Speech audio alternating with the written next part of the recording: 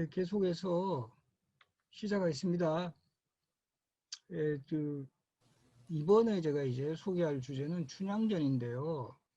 이 춘향전 하면 뭐 앞에서 잠깐 소개했지만 가장 뭐 고전 소설의 뭐 대표 중에 대표라고 할 만한데 우리 뭐 한국인에게는 가장 널리 알려진 러브 스토리고 요즘은 좀 덜한데 예전에는 뭐 우리 뭐 추석이라든가 이럴 때마다 춘향전 드라마가 이제 뭐 영화로도 만들어졌고 그 한 60년대인가 70년대인가는 우리 성춘향이라는 그 드라마에서는 이 최은희라는 최고의 여배우가 그리고 이 춘향전이라는 드라마 영화에서는 김지미라는 역시 또 당대 최고의 여배우가 동시에 이제 상영을 해가지고 경쟁을 했던 그런 그 시대도 있었어요. 그만큼 한국인들에게는 뭐 그야말로 뭐 고전의 대명사인데 근데 이 춘향전은 춘향과 이도령의 사랑을 극적으로 이어주기 위해서 또 이 진실과 허구가 적절히 배치되어 있다. 그래서 저는 이 춘향전 속에 담겨인 뭐 역사와 또 이 소설상의 허구 이런 것을 이제 찾는 것도 뭐 솔솔한 재미라고 생각을 하는데요. 이도령이 이제 그 소설에 보면은 그 춘향이하고 연애하다가 1년 만에 이제 서울에 가서 바로 수석 합격하거든요. 근데 사실 이게 진짜 어려운 관문이다. 이 조선시대 이제 10년시 같은 경우는 3년에 한 번씩 뽑고 총 합격자가 33명이에요. 1년에 11명밖에 발탁이 안 돼요. 물론 이제 조선 후기 가면 이제 별시가 또 성행해서 좀 더 인원이 늘어나지만 그래도 아무리 별시라고 해도 장원급제하기에는 그 이몽룡 같은 그런 스타일은 절대 안 된다. 왜냐하면 그야말로 최고의 인재들이 그 경쟁해가지고 뽑는 그런 관문에서 뭐 춘향이하고 연애하고 또 그것도 불과 1년여 만에 소설에 보면 1년여 만에 그 장원급제하는 그런 설정이 돼 있거든요. 어떻게 보면 이몽룡의 그 과거 장원급제는 많은 정말 조선시대 과거 그 수석 합격자들에게 상당한 좀 그 모욕일 수도 있다. 그리고 우리가 과거 시험에 얼마나 그 힘든 관문이었는가를 보여주는 용어로도 남아있어요. 우리 지금 또 관광이라는 표현을 쓰죠. 조선시대 이 실록 보면은 과거 시험 보러 오는 그 선비들을 관광하러 왔다 이런 표현을 해요. 영광을 보러 왔다 이런 뜻이고요. 그리고 우리 과거 시험 답안지가 식권이라고 하는데 이 과거 시험 답안지는 이렇게 그 1등 그 성적 순으로 맨 1등을 제일 위에다 올려놓거든요. 그래서 이 나른 답안지를 1등 답안지가 누른다. 그래서 누를 앞자를 써서 압권이다라는 말.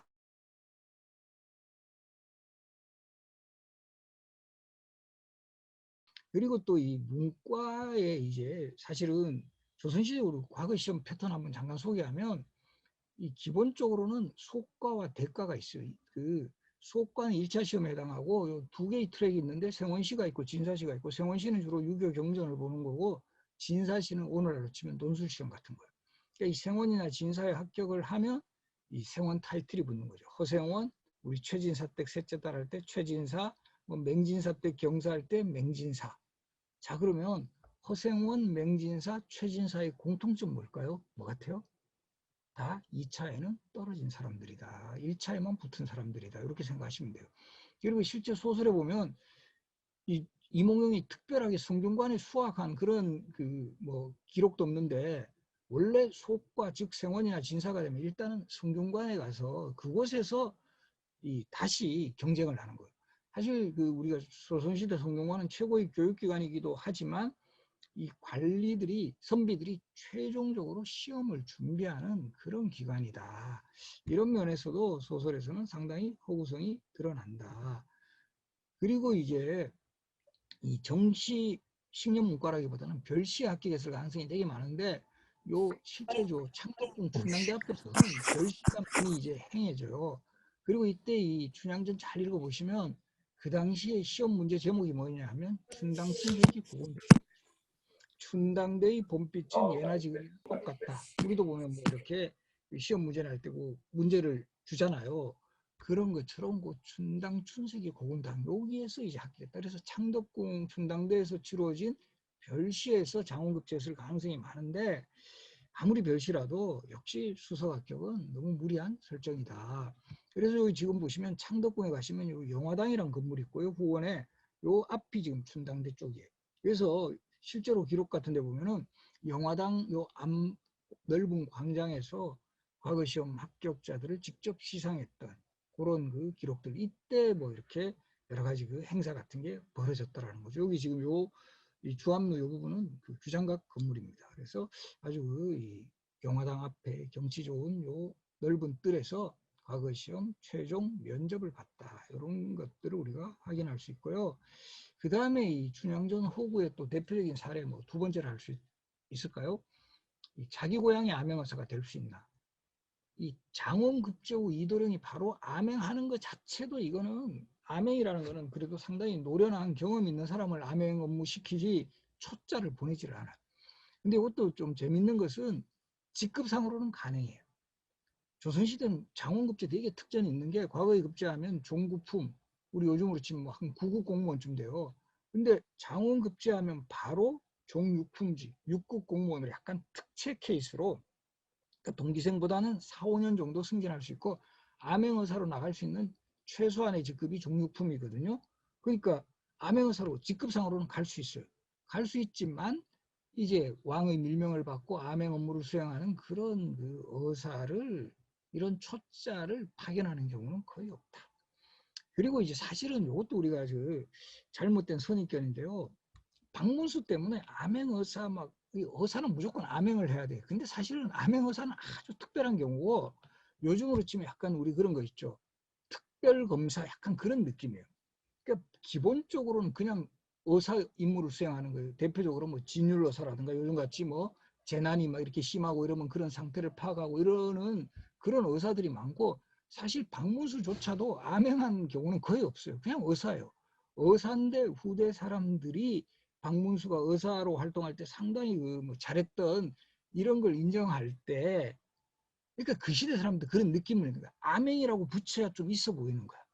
우리도 무슨 군부대 할 때도 무슨 특수라는 말이 들어가야 뭐 되게 싸움 잘할 것 같아. 그렇지 않아요? 뭐 특공, 특수 이런 거 들어가.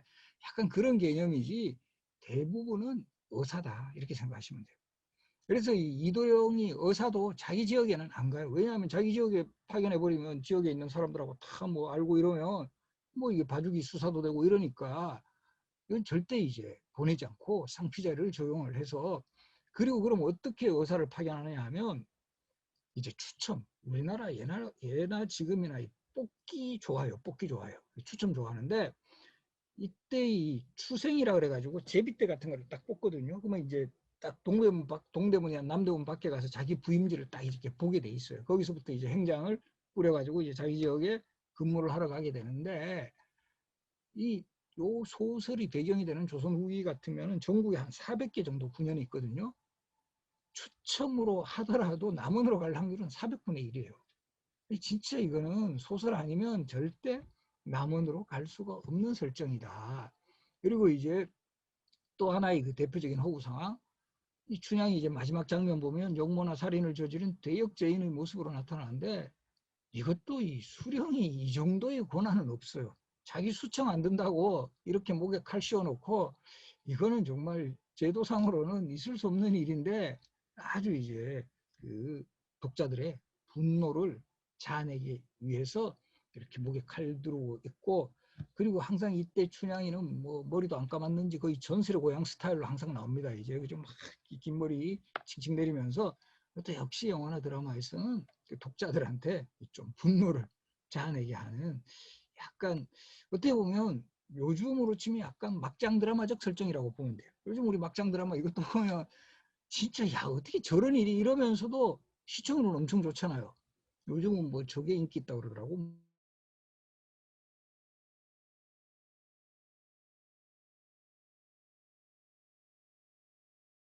그리고 그럼에도 불구하고 춘향전이 영원한 고전이 된 까닭은 소설은 모두 그 시대의 거울 같은 역할을 한다. 시대의 부조리와 모순을 가감히 폭로하고 다수의 사람들에게 대리만족을 줄 때.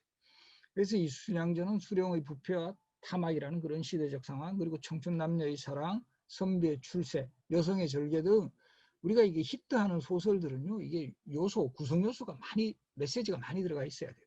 그냥 한두 개의 메시지가 아니라 여기서도 춘향전 그 시대로 보면 수령, 뭐 청춘 남녀에게 선비 이야기, 또 여성의 절개, 그런 내용들이 다 이 공감을 할 수 있도록 설정이 되어 있었고, 근데 이 절묘하게 이게 지금의 시대에도 그대로 이어지는 부분도 많아요. 지금도 이 똑같은 논리가 우리 지금도 드라마 같은 데 보면 사실 춘향이는 퇴기 월매의 딸이잖아요. 신분은 저기는 잘 나가는 양반집 도령이고, 그럼에도 불구하고 이게 사랑을 할 수 있다. 우리도 지금의 뭐 드라마 같은 데 보면 그런 경우가 되게 많잖아요. 약간 신분은 좀 뭐 천했고 뭐 출생의 비밀이 있는데, 꼭 보면 지금 드라마에는 출생의 비밀이 있어야 되거든요. 그런 사람이 뭔가 이렇게 성취를 하는 그런 것처럼 그 시대에 아주 공감을 얻을 수 있는, 이게 영원한 고전으로 자리하고 있는 건 지금에도 그런 설정이 당연히 공감대를 형성하고 있기 때문이다.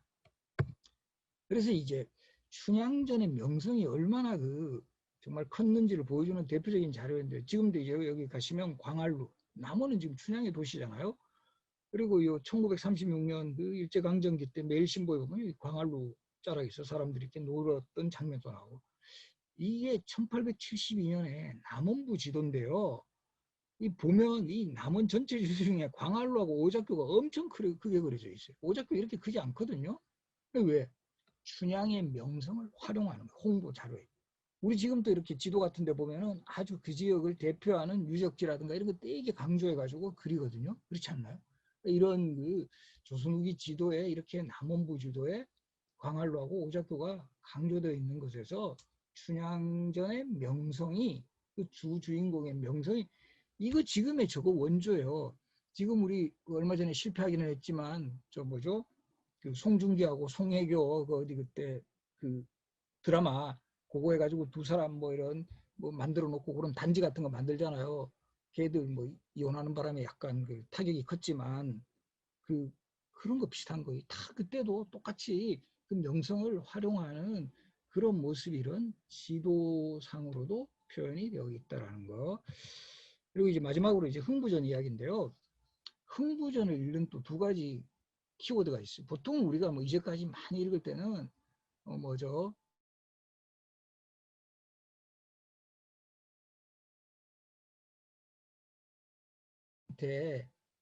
이 보상을 받는 약간 이런 내용이지만, 사실 더 큰 구도로 보면 흥부는, 그러니까 놀부는 조선 후기 급성장한 분홍을 대표하고 있고, 이 흥부는 임노동자, 그러니까 이제 분홍이 양성된다라는 거는 그만큼 이제 땅을 잃은 그런 소농민, 심지어는 임노동자로 전락한 빈농이 많이 나타나요. 어떻게 보면 빈농과 분홍 대표 놀부, 빈농 대표 흥부 이렇게 되는 거죠. 그리고 또 가족 관계로 보면 성리학이 사회저변으로 뿌리내리면서 정착한 이 장자 상속제가 조선 후기 가면 정착이, 산이 균분 상속이기 때문에 한 형제면 특별하게 잘 살고 못 살고 없어요. 비슷하게 살아간다는 거죠. 근데 이 조선 후기 가면 장자 상속제가 정착되면서 장자는 거의 대부분 잘 살아요. 그래서 옛날에 우리가 아마 여기 계신 분들 중에서도 아버님 또 할아버님 때 보면 이 장남이 되게 그 교육 같은 거에도 혜택 많이 받고 땅도 많이 물려받고 그런 전통이 사실 우리 한 7, 80년대까지 있었다니까요. 근데 이 시대는 더 한 거죠. 그러니까 이 아주 부자 장남, 못 사는 차남 타수의 대표자 흥부, 부자 장남의 대표자 놀부, 이렇게 된다는 거죠. 그리고 또 보면 요 소설의 좀 디테일한 부분인데, 흥부의 박에서 온갖 기중품과 풍성한 곡식, 화려한 의복, 이런 걸 통해서 그 당시에 사람들이 뭘 그렇게 좋아했던가 이런 거를 확인할 수 있죠. 그래서 이 흥부전에 아까 그 우리 저 홍길동전에는 호보호영이 제일 키워드였다면, 흥부전은 요 대목이 상당히 중요합니다. 놀분에 갔던 흥부가 몽둥이로 실컷 맞고 돌아오니 그것을 본 흥부마누라 바깥으로 뛰어나가선 덜컥 주저앉으며 태산같이 쌓인 곡식 누구를 주자고 아껴서 이림없이 때렸을까. 어떤 사람 팔자조와 장손으로 태어나서 선영제사 모신다고 호의호식 잘 사는데 누구는 부둥대도 이리 살겨로.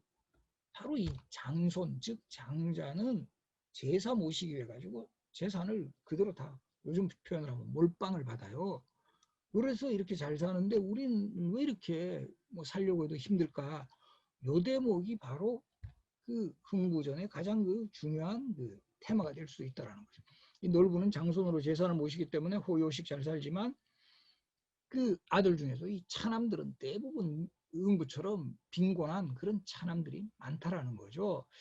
그래서 이 재산 상속상의 차별은 흥부전을 풀어가는 주요한 열쇠고, 남녀의 균분 상속이 지켜지던 조선 전개에는 이런 소설은 나올 수가 없다. 거의 비슷하게 사니까. 그래서 여기 지금 우리 건국대 박물관에 소장이 되어 있어요. 건국대 박물관에는 국보가 한 점 있는데 이게 동국종훈입니다. 동국종훈. 우리 그 우리말 그 옛날로 치면 사전과 같은 성격가 동국종훈, 이게 국보로 지정됐고, 율곡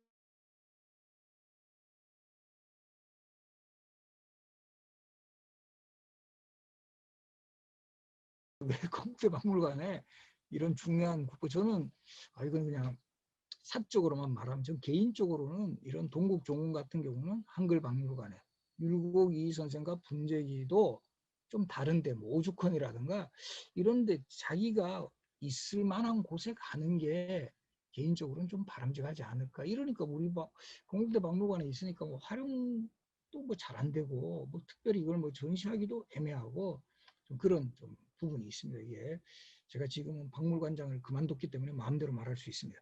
그래서 이 율곡 이 선생과 이 분재기를 보면 여기에도 바로 요거하고 일치하는데요. 경국대전 형정 규정에 보면 적체의 소생일 경우 장자, 차자, 딸의 성별 구분 없이 모두에게 같은 양의 재산을 분배하고, 그 가운데 제사를 지내는 자식에 한해 상속분의 5분의 1을 더 보태준다.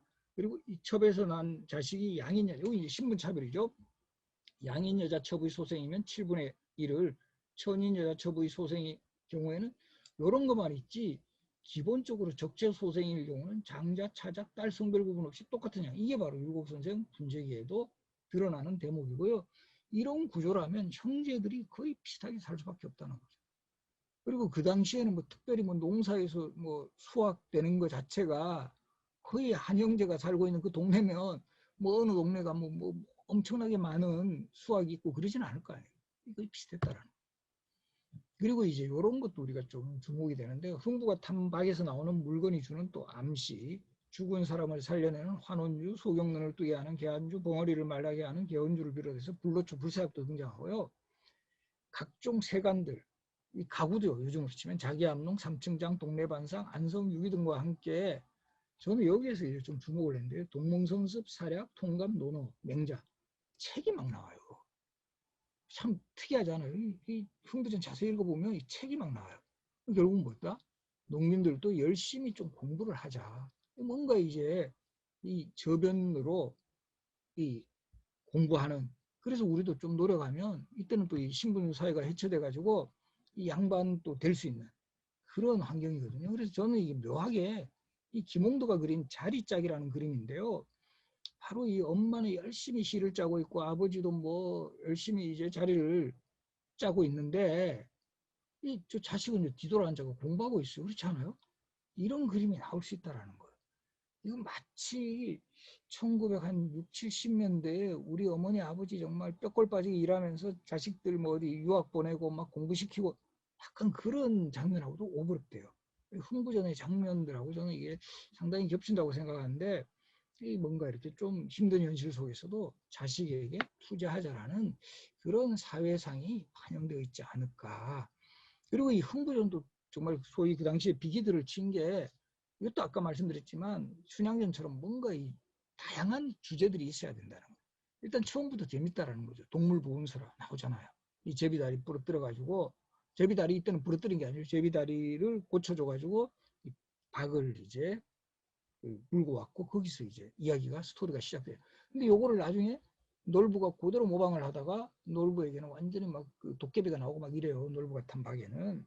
이걸 보면 약간 금도끼, 은도끼 이야기도 막 연상이 되고, 되게 이런 그때도 그 시대 사람들이 좋아하는 스토리들이 있어요. 이게 다 이게 좀 혼합이 돼 있다. 그리고 이 조선후기 서민사의 실상 이제 보면 흥부가 뭐 밭일하러 가고, 흥부는 임노동자예요. 심지어는 막 몇 푼팔이도 하고 막 이러거든요. 그 당시 어떤 농민들의 어떤 생활상 같은 것들 나오고, 이 장자상속제로 형이 훨씬 잘 사는 그런 분위기라든가, 재산을 이용하여 공명첩을 사서 양반으로 신분 상승하는 세태, 사회경제적 변화 속에 임노동자로 전락하여 자신의 품을 파는 상황까지 몰리는 그 흥부의 모습, 이런 것들이 다 이제 중첩적으로 설정이 되어 있기 때문에 그러니까 흥부전이 되는 거예요. 놀부전이 될 수 없다라는 거죠. 놀부는 진짜 소수예요. 놀부 지시층은. 이 흥부는 다수의 이 서민들이 많잖아요. 그러니까 이 흥부의 처지에 공감하고 흥부가 복을 받기를 바라는 그런 그 당시 농민들의 그런 염원이 들어가 있고, 그리고 결과적으로 또 끝장면 보면 결국 흥부가 또 형인 놀부가 그렇게 박 잘못했다가 엄청 그 힘든 공경에 처했을 때 또 흥부가 기꺼이 또 손을 잡아주는 또 이런 화해의 모습도 나오거든요. 그래서 크게 보면 또 계층 간 갈등 없이 또 고르게 잘 살아보자. 착하게 살면 복을 받는다. 사회 문제를 다루면서도 마지막에는 또 형을 또 포용해주는 그런 모습. 그리고 결과적으로 그 오늘날에도 이런 흥부 뭐와 같은 뭔가 이 힘든 상황에서도 뭔가 언젠가 노력하면 뭔가 이 복을 받을 수 있다. 이거는 지금의 시대에도 많은 그 복이 그거거든요. 어떻게 보면 지금의 뭐 이제 지금도 정말 우리 어릴 때 이런 거 모방하는 애들 있었어요. 저 홍부전 읽고 와가지고 제비 언제 지나가는 거 봐가지고 제비 다리 부러뜨려가지고 얘가 뭐 하나 물어보지 않을까.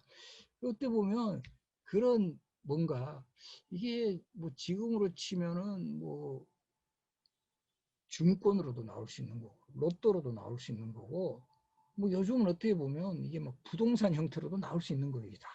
뭔가 내가 힘들지만 이게 뭐 부동산도 청약이가 한 방에 내가 뭔가 이게 인생 처지 그런 염원은 항상 그 우리들 지금 현대인들에게 나오잖아요. 그런 모습들이 지금에도 이 고전